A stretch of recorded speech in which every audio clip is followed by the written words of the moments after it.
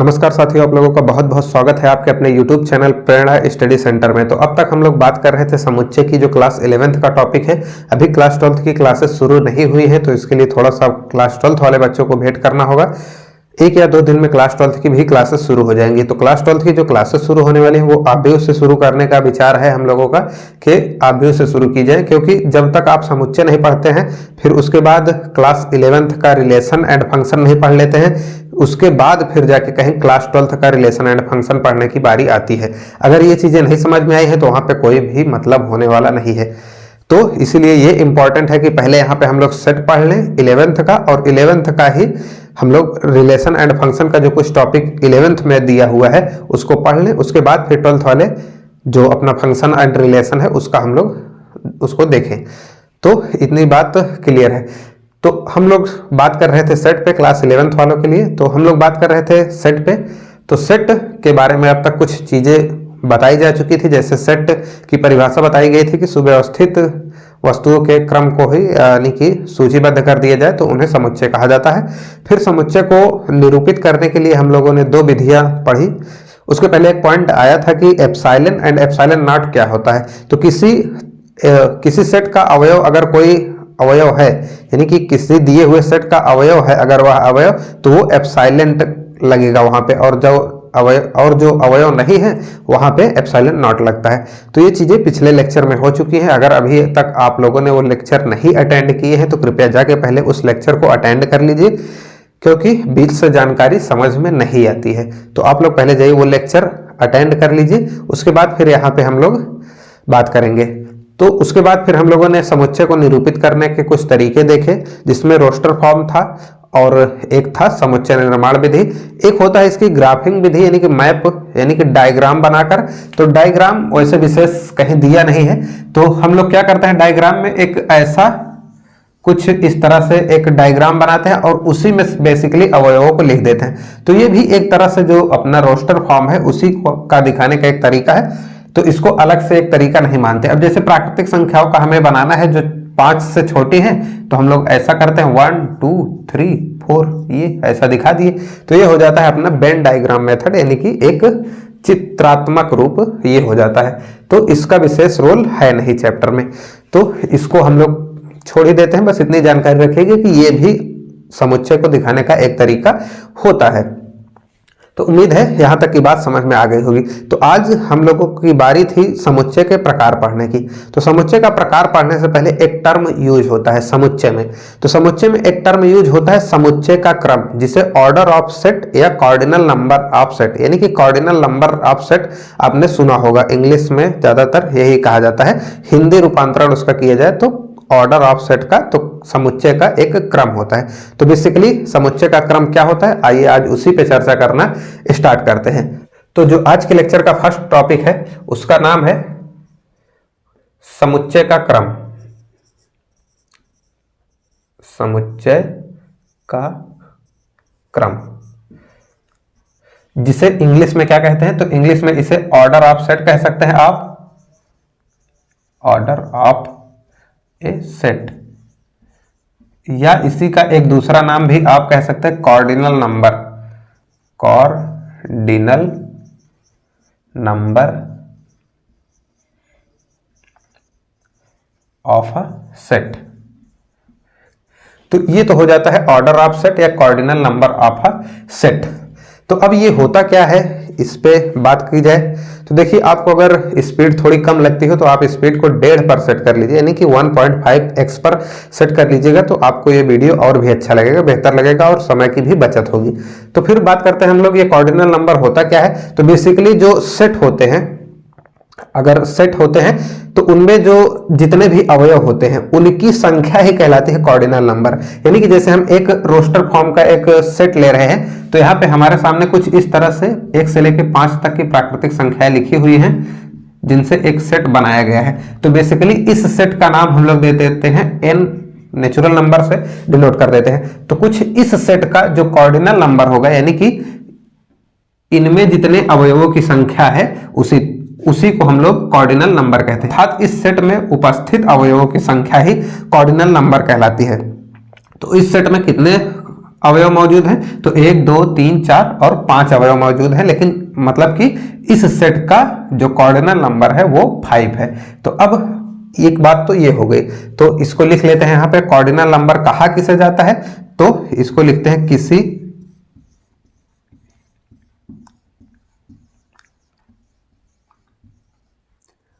समुच्चय में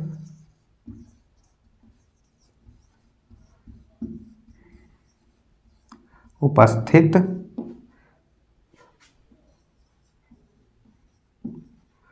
अवयवों, देखिए ये अवयव हो सदस्य हो तो ये सभी पर्यायवाची ही होते हैं, अवयवों की संख्या को ही उस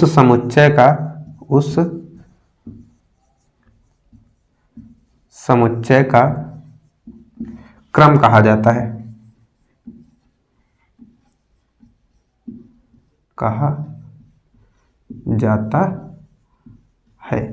तो ये तो हो जाती है बात कि हमारा जो ये कॉर्डिनल नंबर होता है ये होता क्या है, तो ये बेसिकली यही होता है कि किसी भी सेट में उपस्थित अवयवों की संख्या ही कॉर्डिनल नंबर कहलाती है। जो अब जैसे इस सेट की बात करें तो इस सेट की कॉर्डिनल नंबर, यानी कि जो यहाँ पे नेचुरल नंबर वाला ये सेट दिख रहा है, इसकी कॉर्डिनल नंबर 5 है, तो इसका हम लोग कॉर्डिनल नंबर 5 लिखते हैं। तो अभी अब कॉर्डिनल नंबर को दूसरी पॉइंट आता है, कॉर्डिनल नंबर को दिखाया किससे जाता है, तो कॉर्डिनल नंबर को कुछ इस प्रकार दिखाया जाता है, जैसे नंबर ऑफ, या यहाँ पे कॉर्डिनल नंबर ऑफ यानी कि n से दिखाते हैं, और इस अंदर वही सेट लिख देते हैं, जैसे यहाँ पे n है तो इसको n से दिखाएंगे, अगर इसी का नाम a होता तो यहाँ पे a से दिखाते हैं, यानी कि जिस सेट को दिखाया जा रहा है उसी सेट को हम लोग अंदर यहाँ पे लिख देते हैं। तो n ना लिख के n कंफ्यूज हो जाएंगे आप लोग, इसीलिए हम लोग इसको a लिखते हैं, क्योंकि अभी तक सेट को हम लोगों ने ज्यादातर जगह पे a से ही डिनोट किया है। तो इसको डिनोट करने का तरीका, तो इसको पहले हिंदी में लिख भी लेते हैं। तो इसको डिनोट करने का बेसिकली तरीका क्या होता है, तो यहां पे लिखते हैं इसे n ऑफ a, यानी कि कॉर्डिनल नंबर ऑफ a कहते हैं, या इसको ऑर्डर ऑफ a से दर्शा सकते हैं, यानी कि यहाँ पे बीच में वही सेट लिखना है जिस सेट पे बात हो रही है, जिस सेट का ऑर्डर पूछा गया हो या कॉर्डिनल नंबर पूछा गया हो, या कहीं कहीं ये चीज ऐसे डबल यानी कि सारणिक के रूप में ऐसे भी दिख जाती है। तो इन तीनों को ही कॉर्डिनल नंबर दर्शाने का एक तरीका माना जाता है, यानी कि इन्हीं से कॉर्डिनल नंबर को दर्शाया जाता है, इसे इनसे दर्शाया जाता है।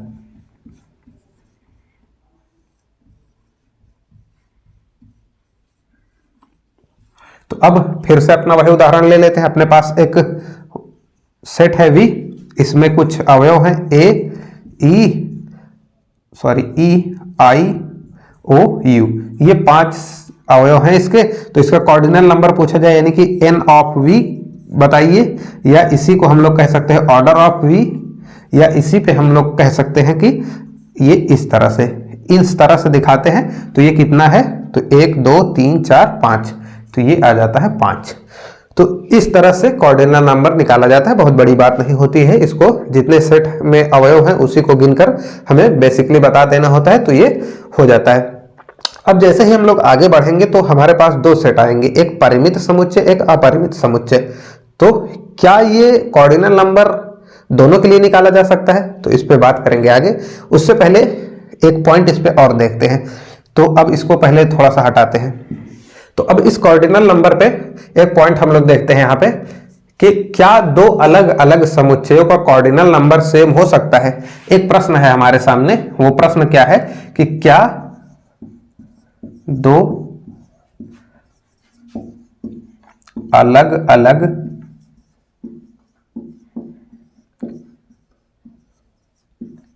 समुच्चय का क्रम समान हो सकता है।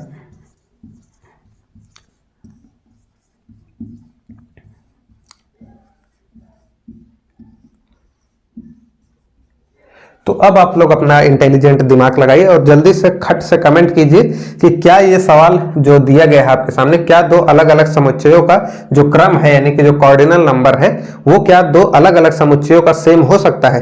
तो आप लोग जल्दी से कमेंट कर दीजिएगा, हम यहाँ पे बता रहे हैं। तो जी हाँ, इसका उत्तर होता है कि हाँ, जो असमान समुच्चय यानी कि समान नहीं है, उनका कॉर्डिनल नंबर सेम हो सकता है। कैसे हो सकता है? देखिए, अपने पास अभी अभी आया था, तो उसी उदाहरण को उठाते हैं हम लोग। एक अपने पास सेट है V, जिसमें वावेल पूरे हैं A, E, I, O, U, एक सेट ये है, और अपने पास एक सेट ये N वाला है। तो यहाँ पे N वाला N से ना दिखाकर हम लोग A से दिखाते हैं। तो एक सेट है A एक सेट है जिसमें प्राकृतिक संख्याएं भरी हुई हैं, कितने तक? 1 2 3 4 और 5 तक। तो ये अपने पास एक सेट है, एक सेट ये है। तो इसका कॉर्डिनल नंबर कितना होगा? यानी कि NV एक ही अब दिखा रहे हैं, बाकी सभी को आप लोग दिखा लीजिए, मतलब एक तरीका यही यूज में ला रहे हैं। इसी तरह से इसका जो कॉर्डिनल नंबर है वो कितना होगा? 1 2 3 4 5, ये हो गया 5।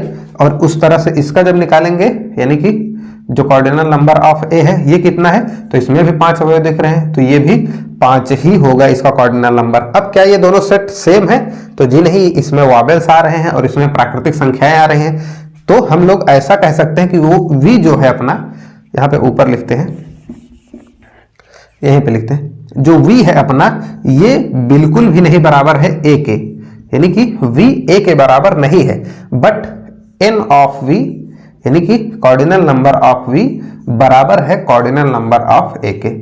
तो ये बराबर हो सकते हैं। शायद ये नीचे वाला पॉइंट आपको दिखा ना होगा, तो इसको हम लोग थोड़ा सा ऊपर यहाँ पे लिखते हैं, छोटा छोटा लिखेंगे, आप लोग समझ लीजिएगा।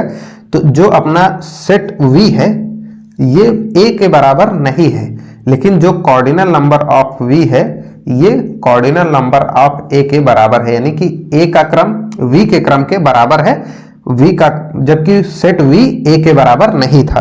तो यानी कि इसी चीज को हम लोगों ने ब्रैकेट में दिखा दिया कि हाँ, ये पॉइंट हो सकता है, ऐसा जो क्वेश्चन में दिया गया था वो हम लोगों ने दिखा दिया। तो इसका जवाब हो सकता है हाँ, ऐसा हो सकता है। तो इसका जवाब है हाँ।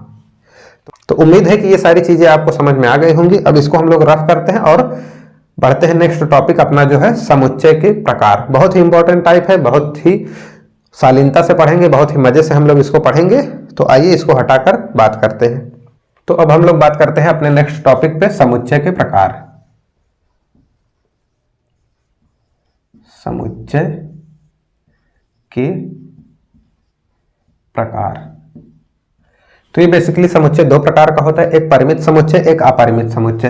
तो पहला अपना जो टाइप होता है वो परिमित समुच्चय,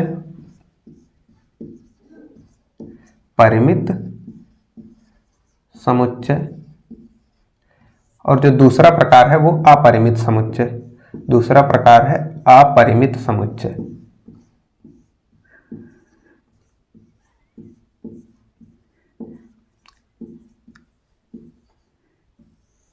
तो ये दो प्रकार का समुच्चय होता है। तो बेसिकली अभी हम लोग बात करने वाले हैं परिमित समुच्चय पे। तो आइए देखते हैं यहाँ पे नीचे परिमित समुच्चय क्या होता है। तो थोड़ी देर के लिए इस अपरिमित वाले समुच्चय के पार्ट को हम लोग मिटा रहे हैं, यहाँ से बात करते हैं परिमित समुच्चय पे।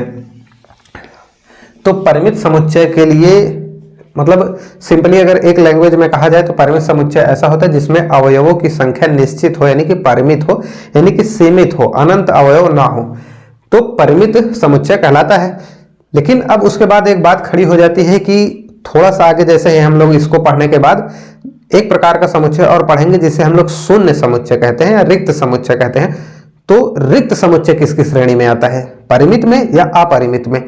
तो इस कंफ्यूजन को दूर करने के लिए अपनी एनसीईआरटी क्लास 11th में ये बात साफ साफ लिखी हुई है कि कोई भी समुच्चय जो रिक्त हो या जिसके अवयवों की संख्या गिनने लायक हो, यानी कि परिमित हो, यानी कि निश्चित हो, उन सभी को हम लोग किस श्रेणी में रखेंगे? तो परिमित समुच्चय की श्रेणी में रखेंगे। तो इसकी यहीं से परिभाषा निकल कर आती है कि ऐसे समुच्चय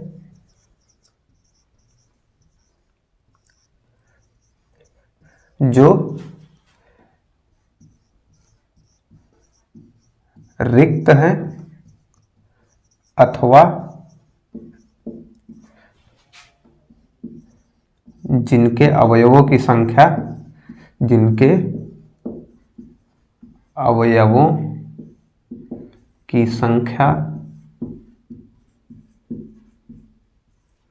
निश्चित है,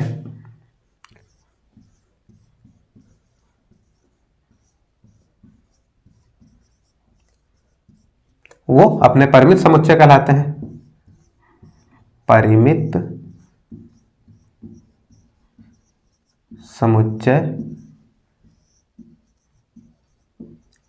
कहलाते हैं, जिनमें अवयवों की संख्या निश्चित हो या एक भी अवयव ना हो। यानी कि रिक्त समुच्चय का मतलब यही होता है कि जिसमें एक भी अवयव ना हो, रिक्त समुच्चय कहलाता है।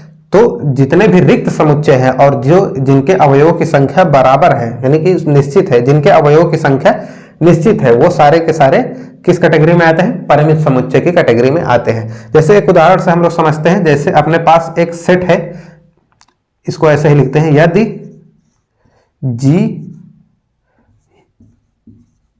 सप्ताह में आने वाले दिनों का समुच्चय हो। यदि अपने पास एक समुच्चय जी हो जो सप्ताह में आने वाले दिनों से बना हो, यानी कि जी कुछ ऐसा हो, इसको हम लोग डिनोट करें तो यहां पे संडे, मंडे, ट्यूसडे, तो इस तरह से चीजें लिखी जाए, कहां तक? सैटरडे तक। तो ये अपना एक परिमित समुच्चय कहलाएगा। इनमें अवयवों की संख्या निर्धारित है कि 7 अवयव हैं। इसी तरह से एक उदाहरण और लेते हैं हम लोग। तो अगर हम लोग नेक्स्ट उदाहरण पे अपने बात करें तो यहाँ पे ये पहला उदाहरण हो जाता है।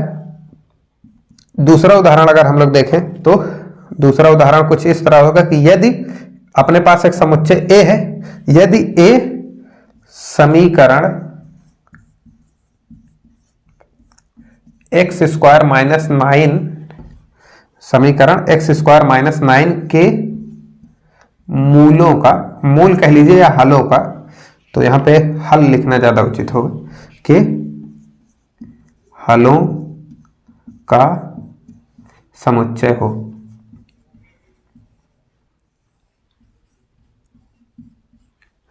तो ये चीज है, यानी कि इसका x का जो मान आएगा वो कितना आएगा? तो x का मान जो आएगा वो +-3 आएगा, x की वैल्यू। तो यानी कि 2 ही वैल्यू है, यानी कि परिमित है, यानी कि x जो अपना ये समुच्चय a आएगा वो कुछ इस तरह से दिखता होगा। यानी कि a में बेसिकली कितने अवयव होंगे? एक -3 होगा, एक +3 होगा, बस 2 ही अवयव होंगे, यानी कि इनकी संख्या परिमित है। तो ये हो जाते हैं 2 उदाहरण परिमित समुच्चय के, यानी कि जिनमें रिक्त समुच्चय भी शामिल होता है। अब जब आगे रिक्त समुच्चय पढ़ाया जाएगा तो खुद ब खुद क्लियर हो जाएगा। तो उम्मीद है कि ये चीज आपको समझ में आ गई होगी। तो इस परिमित समुच्चय में अभी इतना ही रखते हैं, उसके बाद फिर अपरिमित समुच्चय पढ़ लेते हैं, फिर दोनों का हम लोग कंपैरिजन करेंगे कि कौन सा समुच्चय परिमित में जाएगा, कौन सा समुच्चय अपरिमित में। तो आप लोगों को ये बात समझ में आ गई हो तो इसको हम लोग हटाते हैं यहाँ पे। तो अब पहली बात परिमित समुच्चय पे हो चुकी है। अब दूसरी बात हम लोग करते हैं अपरिमित समुच्चय पे। तो अपरिमित समुच्चय, अब ये अपरिमित समुच्चय क्या होता है? तो ऐसे समुच्चय जो परिमित ना हो अपरिमित कहलाएंगे। तो इसको यहां पे हम लोग एक परिभाषा के रूप में लिख देते हैं कि ऐसे समुच्चय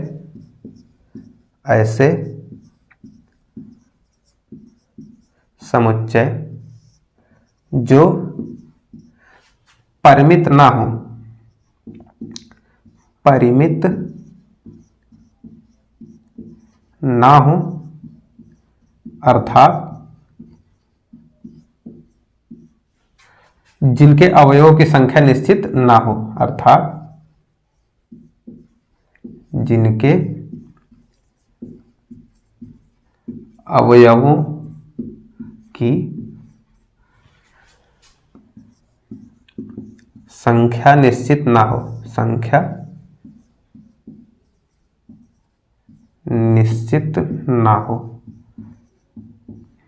क्या कहलाते हैं? अपरिमित समुच्चय कहलाते हैं। अपरिमित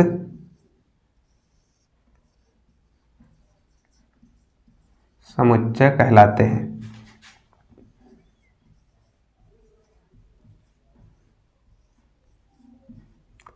तो ऐसे समुच्चय जिन जो यानी कि परिमित ना हो, अर्थात जिनके अवयवों की संख्या निश्चित ना हो, अपरिमित समुच्चय कहलाते हैं। तो अब इस पे बहुत ज्यादा डिस्कस करने की जरूरत है नहीं, इसका उदाहरण एक देख लेते हैं हम लोग। तो अब इसके उदाहरण कुछ होते हैं, जैसे आपके पास एक समुच्चय है, यानी कि एक समुच्चय आपके पास है। तो यहाँ पे लिखिए ऐसा, तो यहाँ पे हम लोग लिखते हैं ऐसा कि यदि एक कोई भी समुच्चय ले लीजिए x, यदि x किसी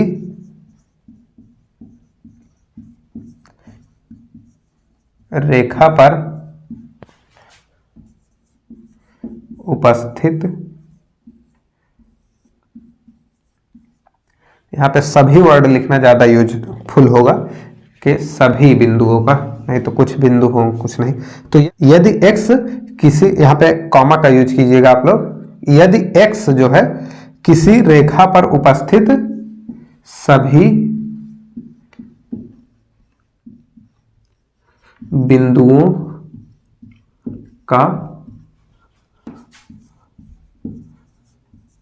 समुच्चय हो।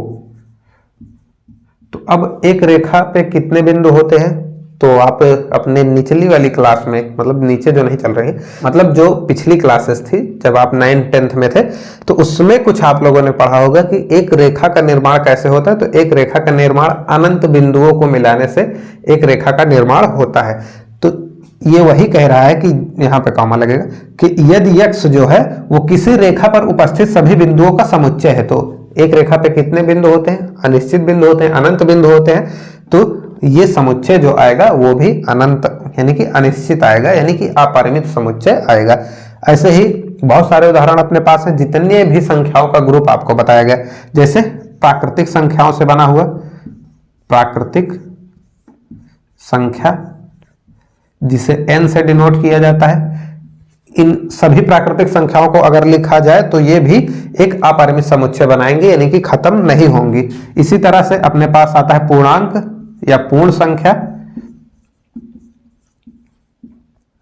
संख्या जिन्हें होल नंबर भी कहा जाता है।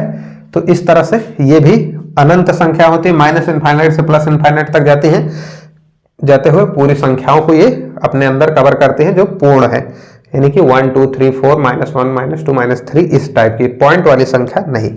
इसी तरह से अपने पास धनात्मक पूर्णांक, ऋणात्मक पूर्णांक, यानी कि पूर्णांक जो होते हैं, पूर्णांक।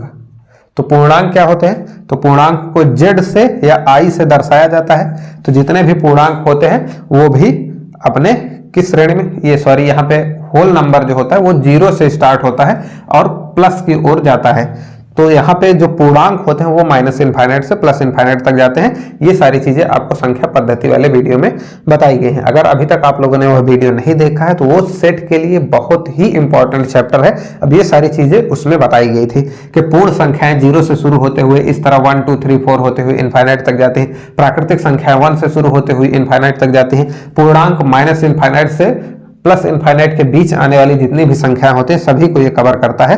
इसी तरह से धनात्मक, इसमें भी कुछ कैटेगरी होती है। ये 3 प्रकार का होता है, एक धनात्मक पूर्णांक, एक ऋणात्मक पूर्णांक। अगर कायदे से देखा जाए तो ये 5 प्रकार का होता है, एक धनात्मक पूर्णांक, ऋणात्मक पूर्णांक और एक शून्य पूर्णांक, एक अऋणात्मक पूर्णांक और एक अधनात्मक पूर्णांक। तो सभी को लिखने की हमको लगता है आवश्यकता है नहीं, क्योंकि जितने भी ये टाइप अभी हमने बताया आपको, ये 5 इसके और ये तीनों, इन सभी, ये जो सभी समुच्चय बनाएंगे, अगर इनको सभी को लिखा जाए, यानी कि लिमिटेशन ना लगाई जाए, अगर सभी को लिख दिया जाए तो ये एक प्रकार का अपरिमित समुच्चय बनाते हैं।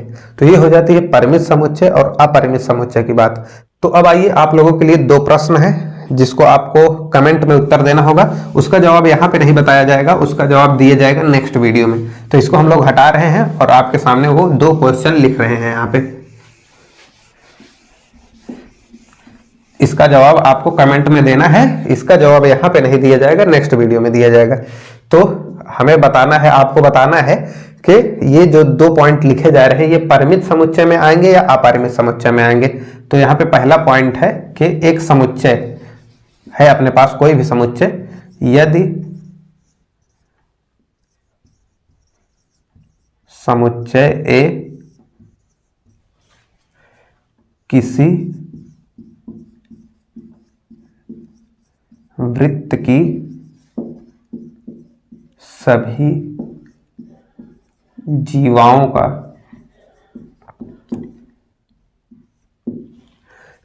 का समुच्चय है, का समुच्चय है, तो ए परिमित है अथवा अपरिमित है, अथवा अपरिमित, अपरिमित क्वेश्चन मार्क। तो पहली पॉइंट आपको यह बतानी है कि जो सेट ए है, समुच्चय ए है, वो किसी वृत्त की सभी जीवाओं को मिलाकर एक सेट तैयार किया गया है। तो आपको यह बताना है कि ये परिमित है या अपरिमित है। पहली बात तो ये हो जाती है। अब दूसरा क्वेश्चन आप लोगों के सामने क्या है कि विश्व के सभी भाग में रह रहे पुरुषों का समुच्चय, समुच्चय जो बनता है, विश्व के सभी भाग में रह रहे पुरुषों का एक समुच्चय आप बनाइए। तो आप उसको बताइए कि परिमित होगा अथवा अपरिमित। पुरुषों का समुच्चय परिमित होगा अथवा अपरिमित, अथवा अपरिमित, अपरिमित। तो ये दो क्वेश्चन हैं आप लोगों के। अब खटाखट आप लोग कमेंट कीजिए, अभी नहीं कर पा रहे हैं तो सोच विचार कर कीजिए, लेकिन बिल्कुल ही अच्छे से इसको ध्यान देकर इन दोनों क्वेश्चन का कमेंट आपको करना है। तो देखना है किसका किसका उत्तर सही होता है। तो अब आइए फिर बात करते हैं कि अपरिमित समुच्चय जो है उस पे कुछ पॉइंट पे। तो इसको हम लोग यहां से हटा रहे हैं, इसका जवाब आप लोग कमेंट में कर दीजिए। तो अब इसका एक पॉइंट होता है, तो जो अपने अपरिमित समुच्चय है उन्हें क्या रोस्टर फॉर्म में लिखा जा सकता है? तो एक पॉइंट होता है कि अपरिमित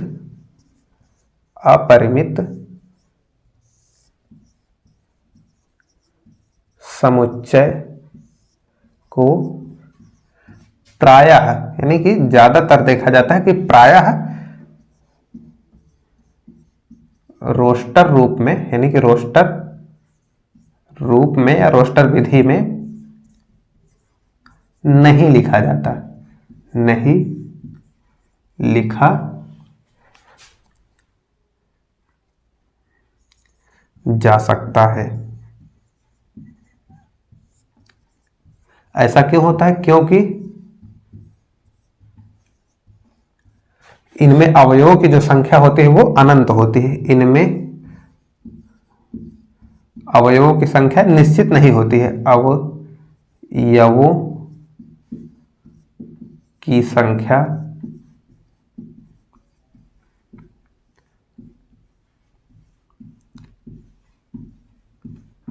निश्चित नहीं होती है। तो अब जब इनमें अवयवों की संख्या निश्चित नहीं होती है, इसलिए इन्हें मझले ब्रैकेट में लिखना संभव नहीं है।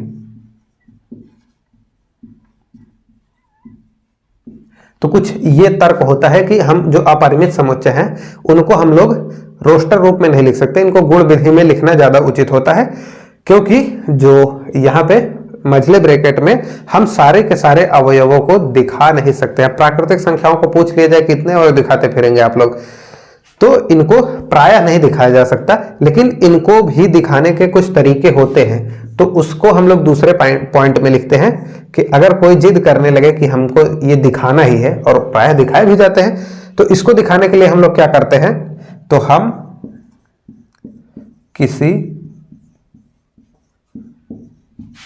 अपरिमित समुच्चय, हम किसी अपरिमित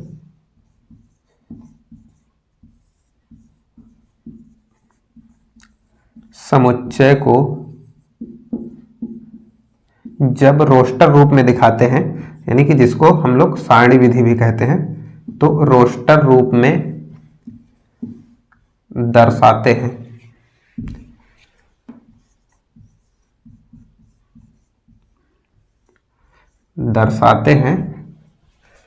तो उसके कम से कम इतने अवयव लिखते हैं, इतने अवयव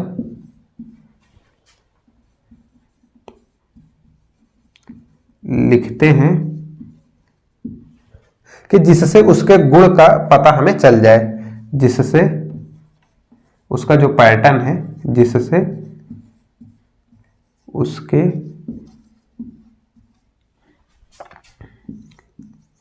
गुण का पता चल जाए। तो इतने अवयव हम लोग लिखेंगे कि जिससे उसका गुण तो पता चल जाए कि गुण कैसा गुण वो रखता है। उसके बाद फिर क्या करते हैं, चल जाए तो उसके बाद हम लोग 3 डॉट का प्रयोग करते हैं। उसके बाद 3 बिंदी लगा देते हैं, बिंदी लगा देते हैं। तो अब आपसे कहा जाए अगर कि सभी प्राकृतिक यानी कि सभी सम प्राकृतिक संख्याओं का आपको समुच्चय लिखने को कहा जाए रोस्टर विधि में, यानी कि आपके सामने कुछ क्वेश्चन इस तरह से आए कि सभी सम प्राकृतिक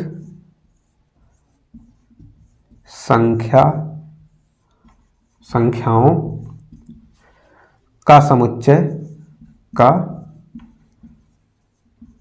समुच्चय रोस्टर रूप में लिखिए, रोस्टर रूप में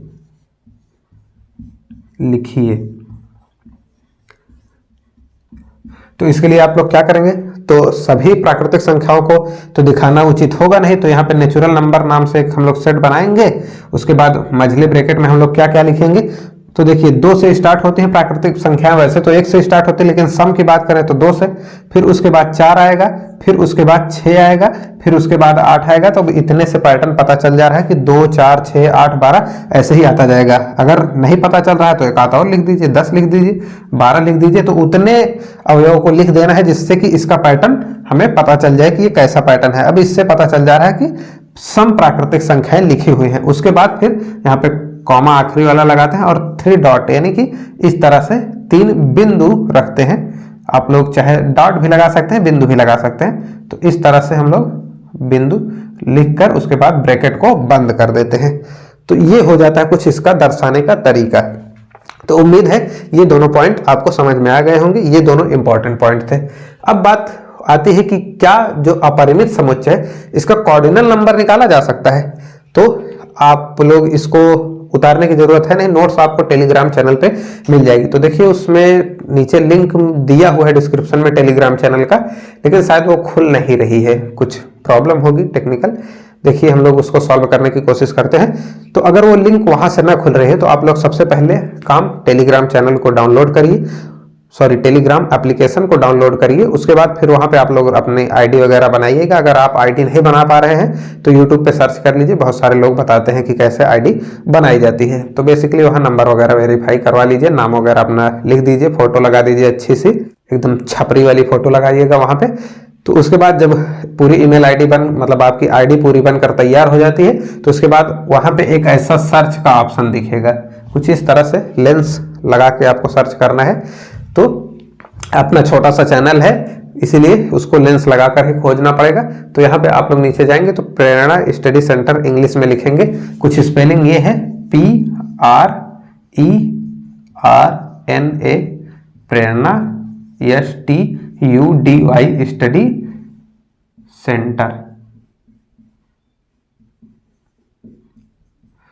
तो इतना हम लोग जब सर्च करेंगे तो वहां पे जैसा यूट्यूब पे लोगो लगा हुआ है वैसा ही लोगो अपने चैनल पे लगा हुआ है, इसको ज्वाइन कर लीजिए। जैसे ही ये चैप्टर समाप्त होगा इन सभी की पीडीएफ आपको वहीं पे प्रोवाइड करा दी जाएगी, आपको नोट्स बनाने की आवश्यकता नहीं है। फिर आप चाहे उसको अपने स्मार्टफोन में ही रखिए या फिर आप उसको प्रिंट आउट भी निकलवा सकते हैं। तो उम्मीद है कि इतनी चर्चा में कोई बात ऐसी नहीं होगी जो आप पचा ना सकें। तो अब इसको हटाते हैं। तो अब इसका एक तीसरा पॉइंट लिखते हैं हम लोग। तीसरा पॉइंट कि जो अपरिमित समुच्चय होते हैं उनका क्रम निकालना संभव नहीं है, यानी कि जो कॉर्डिनल नंबर निकाला जाता है वो अपरिमित समुच्चयों का नहीं निकाल सकते। यानी कि यहां पे हम लोग इसी बात को लिख देते हैं कि अपरिमित समुच्चय का क्रम निकालना संभव नहीं है, संभव नहीं है। तो जो अपने अपरिमित समुच्चय होते हैं उनका क्रम निकालना संभव नहीं है, क्योंकि उनमें अवयवों की संख्या ही नहीं निश्चित है। तो वो बेसिकली ये जो क्रम निकाला जाता है वो अवयवों की संख्या को ही गिनकर बताया जाता है। अब जिनके अवयवों की ही संख्या नहीं पता है उसका क्रम आप कहां से निकालेंगे। तो ये हो जाती है बात परिमित समुच्चय और अपरिमित समुच्चय की। तो ये दोनों समुच्चय हो जाते हैं। अब इसी परिमित समुच्चय की श्रेणी में एक अपना समुच्चय आता है शून्य समुच्चय। शून्य समुच्चय। अब इसी को हम लोग शून्य समुच्चय भी कहते हैं, इसी को हम लोग जीरो समुच्चय यानी कि इंग्लिश में जीरो सेट कहते हैं, या इसी को रिक्त समुच्चय कहते हैं, या रिक्त समुच्चय। रिक्त समुच्चय इंग्लिश में बात करें तो इसको जीरो सेट या इसी को कहा जाता है नल सेट, और जो एक नाम और इसका हो जाता है इम्पटी सेट। तो ये तीन नाम होते हैं अपने जो ये छोटा सा सेट है शून्य या रिक्त समुच्चय। तो उम्मीद है यहां तक की बात समझ में आ गई होगी। अब इसको समझाने के लिए थोड़ा स्पेस चाहिए और अपने पास इतना ही स्पेस बचा हुआ है, तो इन सभी को हटाकर इसको हम लोग ऊपर ले आते हैं। तो अब बात करते हैं हम लोग जो अपना शून्य समुच्चय था। शून्य समुच्चय नाम नीचे लिखा ही गया था, जो इसके विभिन्न नाम थे उन सब पे बात हो चुकी है। तो अब इसकी बात करते हैं हम लोग परिभाषा पे। तो इसकी परिभाषा क्या कहती है? एक ऐसा समुच्चय जिसमें एक भी अवयव ना हो, जिसमें एक भी अवयव ना हो, जिसमें एक भी अवयव ना हो वो शून्य समुच्चय या रिक्त समुच्चय कहलाता है। वो शून्य समुच्चय या रिक्त समुच्चय कहलाता है। रिक्त समुच्चय कहलाता है।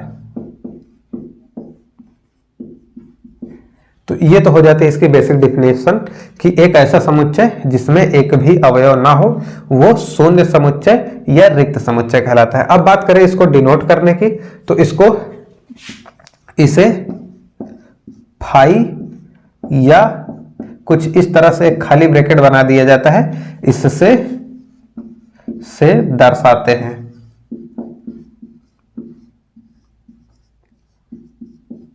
अब इसका उदाहरण देखते हैं हम लोग। तो उदाहरण अपने पास जो है, तो आपको हम दो उदाहरण दे रहे हैं,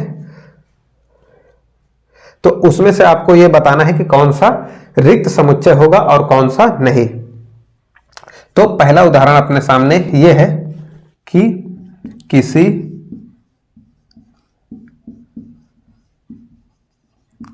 विद्यालय के कक्षा 10 के छात्र, किसी विद्यालय की कक्षा 10 के छात्रों का एक समुच्चय बनाया जाए, का समुच्चय। तो पहली बात ये हो गई। और दूसरा ये हो गया किसी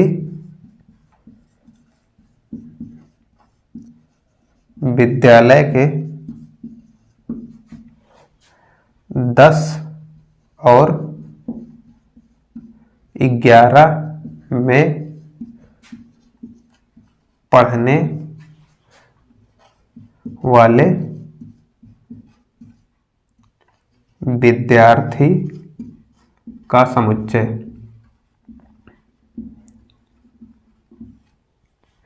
तो आपको इसमें से बताना है कौन सा है कौन सा नहीं।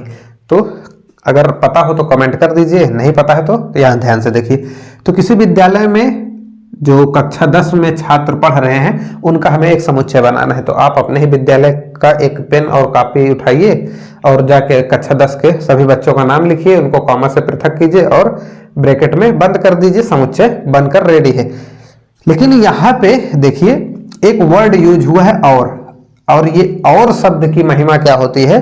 और शब्द बहुत ही बड़ा रोल निभाता है। तो देखिए हिंदी में 2 शब्द यूज होते हैं। एक और शब्द होता है, यहाँ पे हम लोग लिख रहे हैं, ये आप इससे मतलब नहीं है। तो एक शब्द होता है और इसी का एक दूसरा जुड़वा भाई है तथा। तो इन दोनों का जो अर्थ होता है वो सेम होता है। और एक शब्द होता है या, इसी का एक और जुड़वा भाई होता है एवं भी होता है, ये भी। तो या और एक शब्द इसका और जुड़वा होता है अथवा। तो ये जो 5 शब्द है इनकी एक विशेष प्रकार की महिमा होती है। इनकी महिमा जो समझ लिया वो आगे बढ़ गया, जो नहीं समझ पाया वो पीछे रह गया। तो और शब्द जब यूज होता है 2 व्यक्तियों के बीच में, राम और श्याम, जैसे कहा गया राम और श्याम यहां आओ, तो अब और शब्द यही बताता है कि दोनों लोग आएंगे। ये कथन तभी पूरा होगा जब दोनों लोग आएंगे। यानी कि और जो है वो अपने पहले भी यूज होने वाले बाद भी यूज होने वाले दोनों को लेकर चलता है। तथा भी ऐसा ही काम करता है, एवं भी ऐसा ही काम करता है।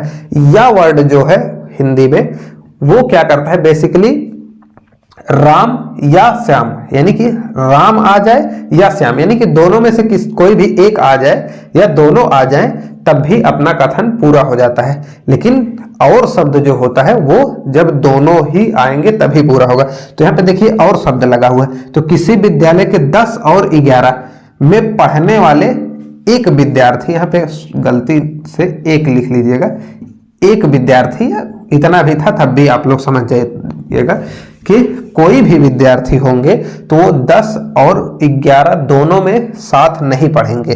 किसी विद्यालय के 10 और 11 में पढ़ने वाले विद्यार्थी का समुच्चय। तो इससे थोड़ा लग रहा था कि 10 का लिस्ट बना लेंगे और 11 का। तो इसमें एक शब्द जब यूज करेंगे कि एक किसी विद्यालय के 10 और 12 में पढ़ने वाले एक विद्यार्थी का कोई समुच्चय है, तो एक विद्यार्थी जो होता है वो 10 और 11 दोनों में एक साथ नहीं पढ़ सकता। तो ऐसा कोई विद्यार्थी होगा जो 10 और 11 दोनों में पढ़े? तो नहीं। तो ये हो जाता है नल सेट और ये वाला हो जाता है, इसमें तो अवयव होंगे, तो ये वाला नहीं होगा, ये होगा। तो अब आइए नीचे देखते हैं कुछ नल सेट के और उदाहरण। तो और उदाहरण देखने के लिए इसको अभी हम लोग यहाँ से हटा देते हैं क्योंकि जगह नहीं बचेगी। तो फिर यहाँ पे लिखते हैं, एक उदाहरण है अपने पास के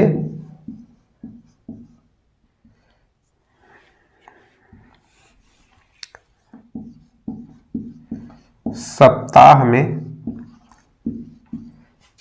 बी वर्ण से या बी अक्षर से, बी वर्ण से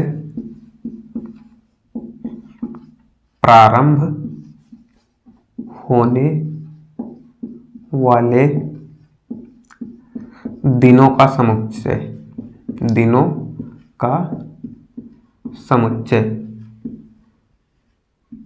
तो हमें ऐसे अवयवों को, ऐसे दिनों को लेकर अपना एक समुच्चय बनाना है जो बी से स्टार्ट होते हैं। 7 दिन होते हैं अपने पास, Sunday, Monday, Tuesday, Wednesday, Thursday, Friday, Saturday. तो ये 7 दिन होते हैं, इनमें से जो भी बी से स्टार्ट होता है उसी को रखना है। तो क्या कोई ऐसा दिन स्टार्ट होता है जिसका नाम बी से स्टार्ट होता हो? तो ऐसा कोई भी दिन नहीं है, यानी कि ये भी एक तरह से नल सेट है, यानी कि इसमें एक भी अवयव नहीं है। एक दूसरा हम लोग ले लेते हैं। दूसरा क्या है कि 1 और 2 के बीच आने वाली सभी प्राकृतिक संख्याएं, सभी प्राकृतिक संख्याओं का समुच्चय।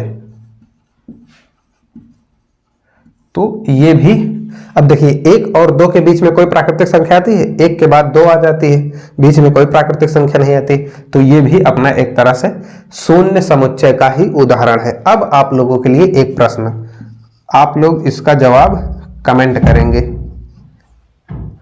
तो प्रश्न आप लोगों के सामने क्या है कि यहां पे कुछ ऐसा लिखा हुआ है, तो ये जो दिख रहा है यहां पे लिखिए नीचे प्रश्न, तो यहां पे जो दिख रहा है, क्या एक, ये जो ब्रैकेट में फाई दिख रहा है, क्या एक रिक्त समुच्चय है?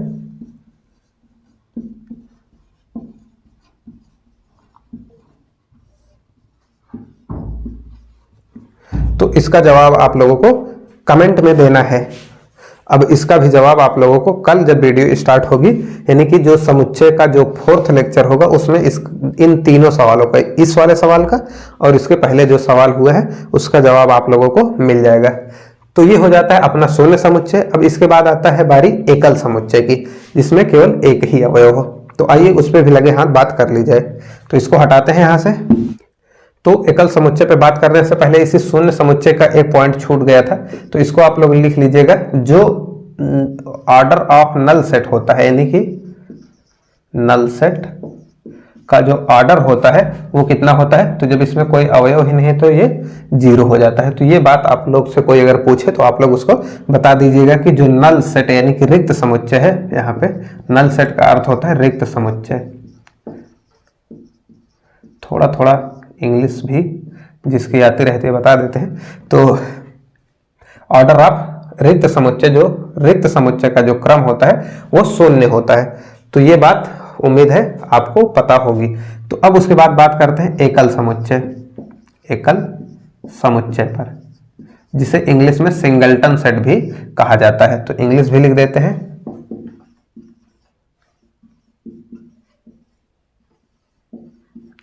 जिसे इंग्लिश में सिंगलटन सेट भी कहा जाता है। एकल समुच्चय, अब एकल समुच्चय क्या होता है, जिसमें अवयव एक ही हो, यानी कि ऐसा समुच्चय। तो यहीं से परिभाषा आ जाती है कि ऐसा समुच्चय, ऐसा समुच्चय जिसमें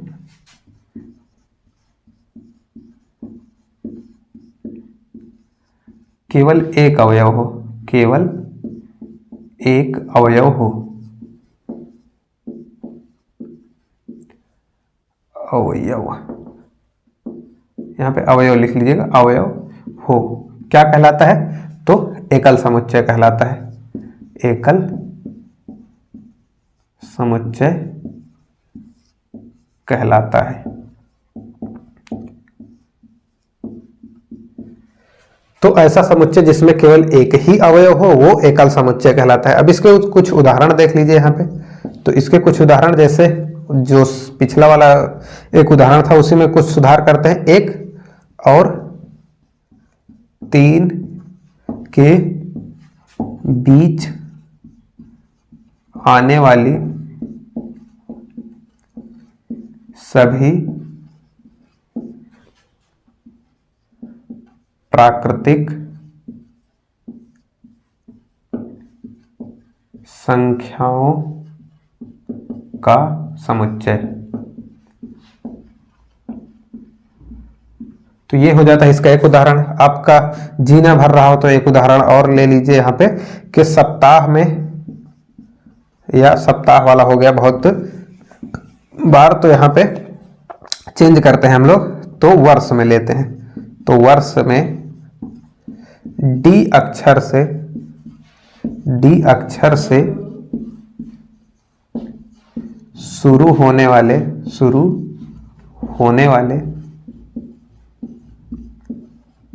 महीनों के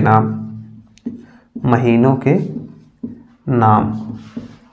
तो अब देखिए यहाँ पे 1 और 3 के बीच आने वाली प्राकृतिक संख्या एक ही है, 2, और यहाँ पे वर्ष में डी नाम से जो महीना शुरू होता है, डी अक्षर से, वो केवल दिसंबर है। तो ये हो जाते हैं इसके 2 उदाहरण। ये सिंगलटन सेट का होता है रूल। अब इसके बाद यहाँ पे भी आप इस पॉइंट को चाहे तो इंक्लूड कर सकते हैं कि जो अपना ऑर्डर है यानी कि n से दिखाते हैं, n ऑफ एकल समुच्चय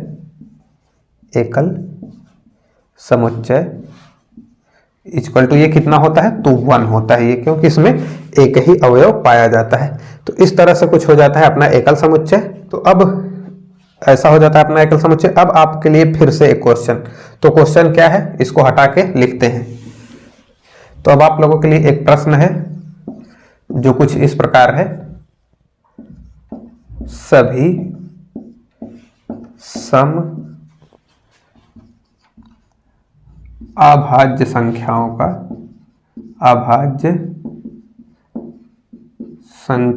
का समुच्चय कैसा समुच्चय होगा, कैसा समुच्चय होगा। तो ये रहा आपके सामने क्वेश्चन कि सभी सम अभाज्य संख्याओं का एक समुच्चय बनाया जाए तो कैसा समुच्चय होगा, शून्य समुच्चय होगा, एकल समुच्चय होगा, या बस यही दोनों। बाकी अगर शून्य होगा, एकल होगा तो परिमित होगा, या आप ऐसा भी जवाब दे सकते हैं कि अपरिमित होगा। अगर बहुत सारे अनंत वर्ड, अगर इसके अनंत सदस्य हो तो आप लोग इसका जवाब दे सकते हैं अपरिमित। तो यानी कि एक ऑप्शन आपके पास है एकल समुच्चय का, एकल समुच्चय। दूसरा आपके पास ऑप्शन है शून्य समुच्चय, और तीसरा ऑप्शन आपके पास है अपरिमित समुच्चय का, अपरिमित समुच्चय।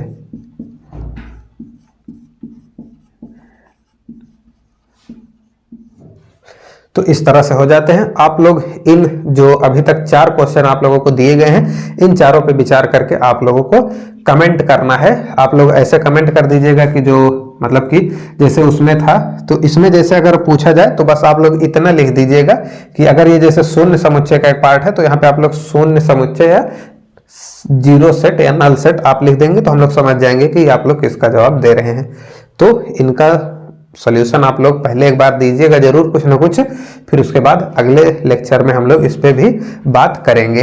अब अपने सेट की एक कैटेगरी और रह जाती है, इक्वल सेट। तो सबसे पहले इसकी परिभाषा पे बात कर ली जाए तो परिभाषा कुछ इस तरह से, परिभाषा क्या होती है, इसकी पहचान होती है। तो A तथा B दो ऐसे अरिक्त समुच्चय हो, अरिक्त समुच्चय हो कि A के सभी अवयव, यहां पे आप लोग चाहे तो अरिक्त लिखिए चाहे तो ना भी लिखिए तब भी कोई टेंशन नहीं है, क्योंकि अगर दोनों समुच्चय रिक्त रिक्त हैं तब भी तो समान ही होंगे। तो A तथा B दो ऐसे अरिक्त समुच्चय लिख लीजिए आप, समुच्चय हो कि A के सभी अवयव B के अवयव हो, B के अवयव हो तथा B के सभी अवयव A के अवयव हों, A के अवयव हों। तो A तथा B समान समुच्चय कहलाते हैं, समान समुच्चय कहलाते हैं।